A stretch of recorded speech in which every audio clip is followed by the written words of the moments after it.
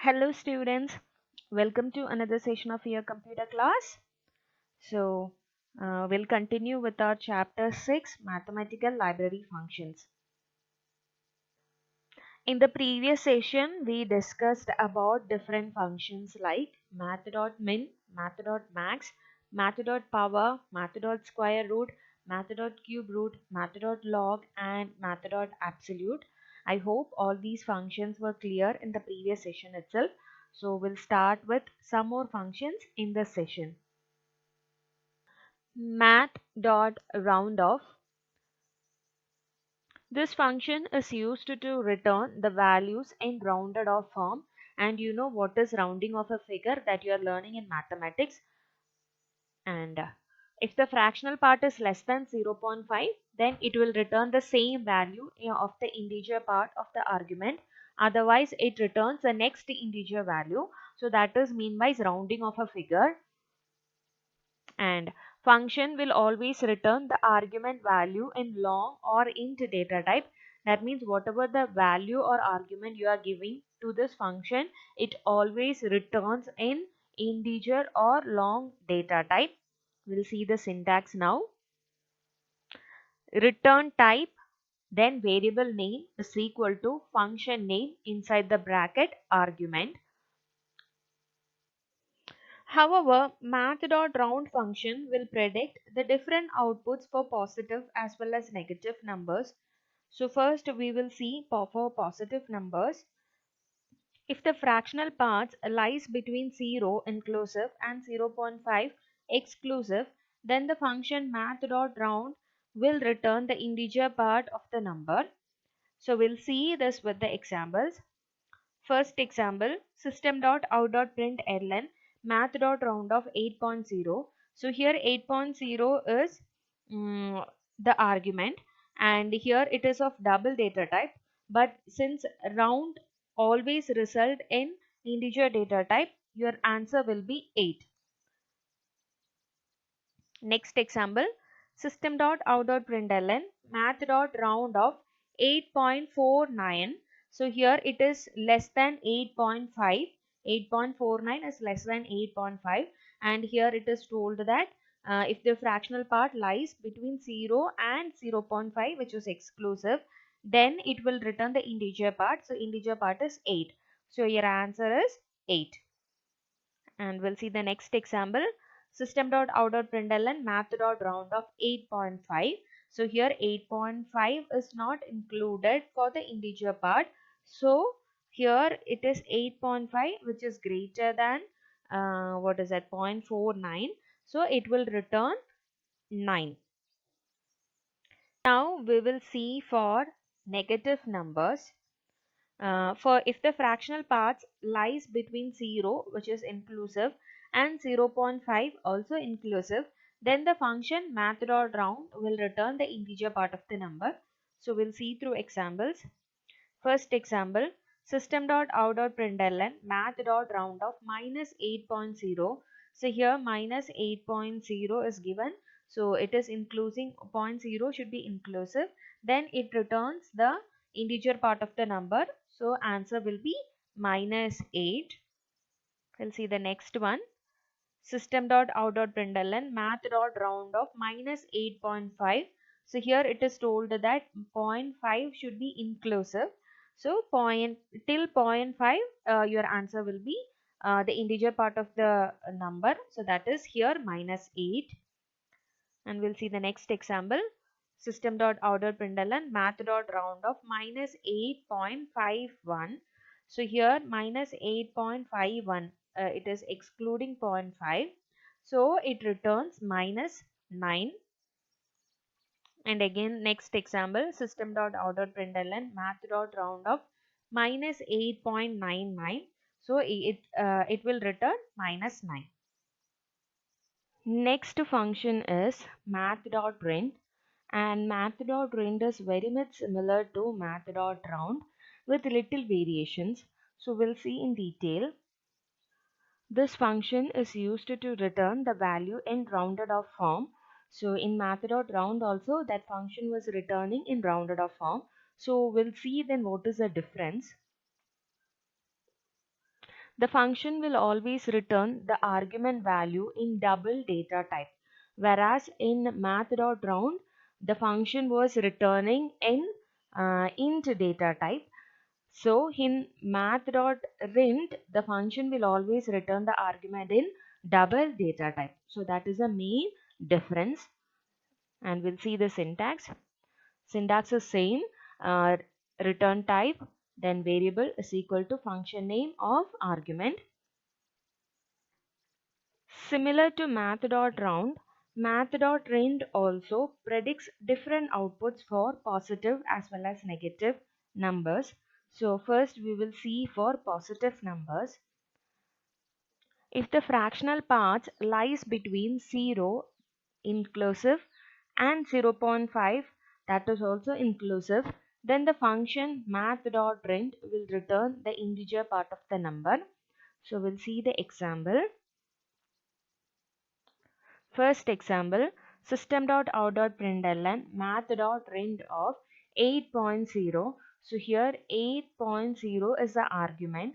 So since it is 0, then it is inclusive of 0. Then it will return 8.0.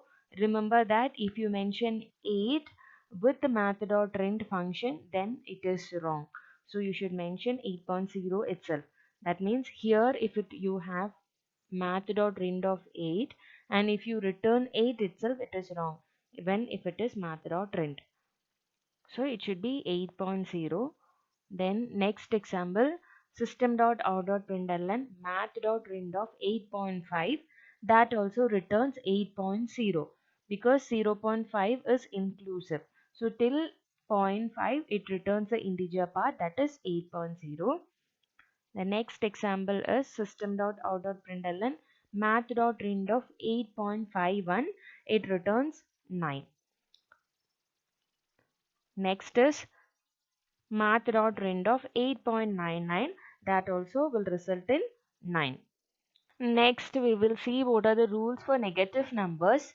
If the fractional part lies between 0 inclusive and 0.5 exclusive, then the function math.rend will return the integer part of the number. So we'll see through examples. First example, system.out.println math.rend of minus 8.0 returns minus 8.0 itself because 0 is inclusive. Then next example, math.rend of minus 8.4 returns minus 8.0 itself because 0.5 is exclusive here. That's why till 8.49 your result will be minus 8. Next example, math.rend of minus 8.5. Since 8.5 is exclusive, you will not get the integer part. You will be getting the next higher value, that is minus 9.0. Last example, math.rend of minus 8.99 also returns minus 9.0. Here you have to notice that you should mention 0.0 here since the return type is double here. Whenever you are using with the rend, the return type is double. Followed by math.round and math.rend. Next function is math.ceil. So this function is used to return the higher integer for the argument.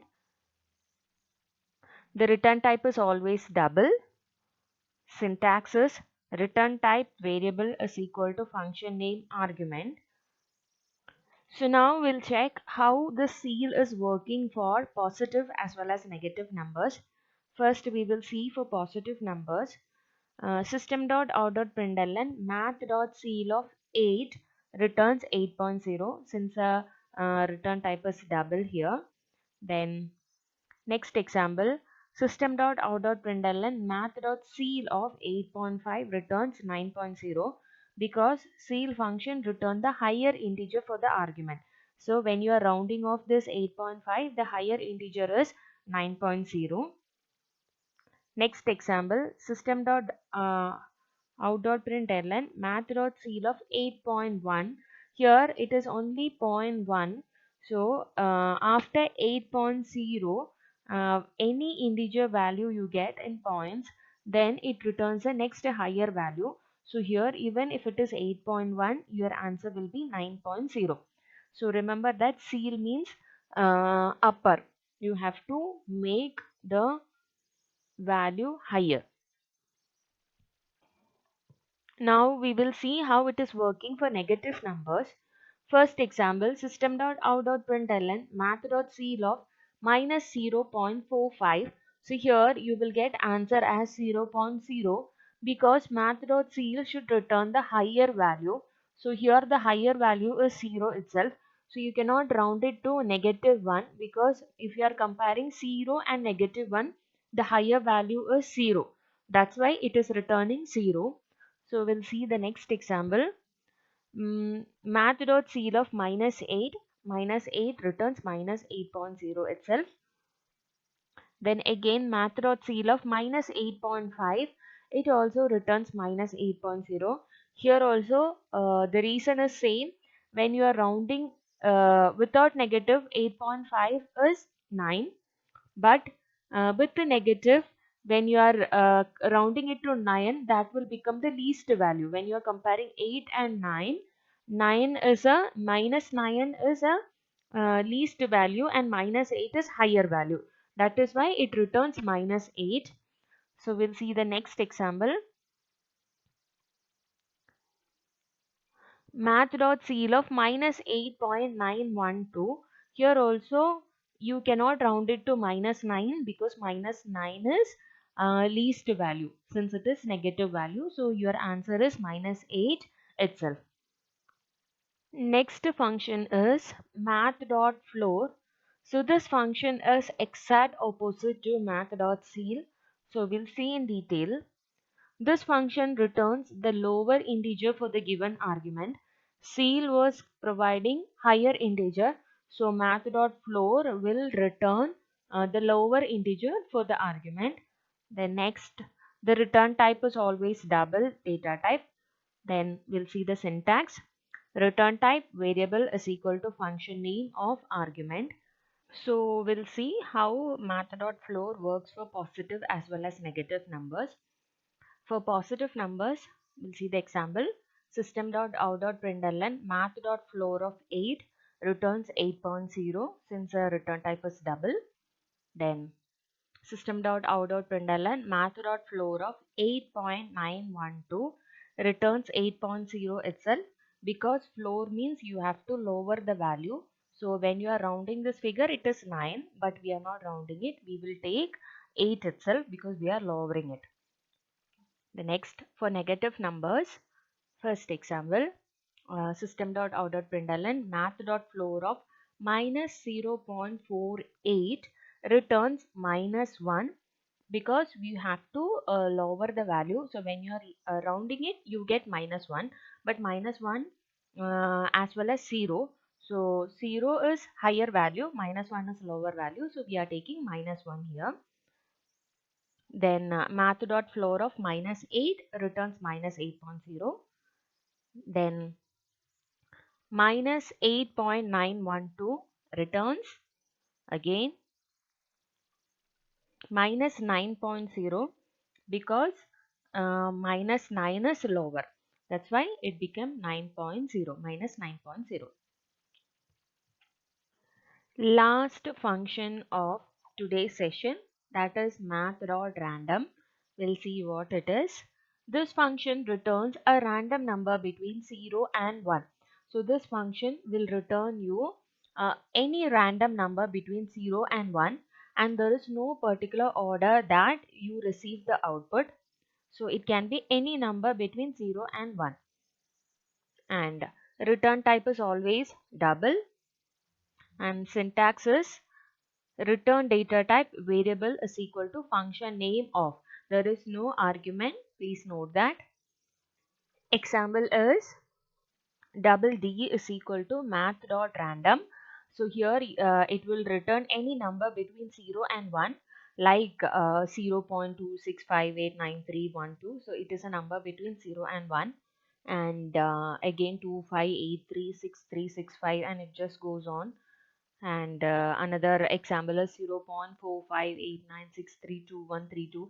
So any number between 0 and 1 will be returned when you are using math.random, and there is no particular order that you receive output. Math.random always give you the result in double data type. By the way, you can get the result even in integer too. So we'll see how it is possible. So there are two modifications that use possible with random function. First is to get an integer random number between 1 and n. So far in a random will give you the result in between 0 and 1. So if at all you want any random numbers to be displayed between 1 and n is any other number, then the syntax is int r is equal to inside the bracket int math.random function into n. So n is your that number, what number between what number you want, that is n, plus 1. So this is a formula to get any integer random number between 1 and n. Second modification is to get any integer random number between m and n, where m and n are the lower and the upper limits, then so here you understood the concept, I think, m and n. So m is the lower limit and n is the upper limit. For example, 2 and 4 or 2 and 6. So m should be lower and n should be upper. So the syntax is int r is equal to int of math.random into n minus m, that is upper limit minus lower limit, plus m. So when you are giving this function, then you will get any random numbers between m and n. So with this random function, your session for today is done. So we'll see what all things we covered in this session. First, we discussed about math.round, and it acts differently for positive as well as negative numbers. Then math.print, again we saw how it is working for positive as well as negative numbers. Then we discussed about math.ceil and math.floor. Again it was acting differently for positive as well as negative numbers. At last we discussed about math.random. So I hope all these functions which I discussed today as well as in the previous session is clear for you, and it is very important. So we will meet in the next session with the continuation of the same chapter. Till then, bye.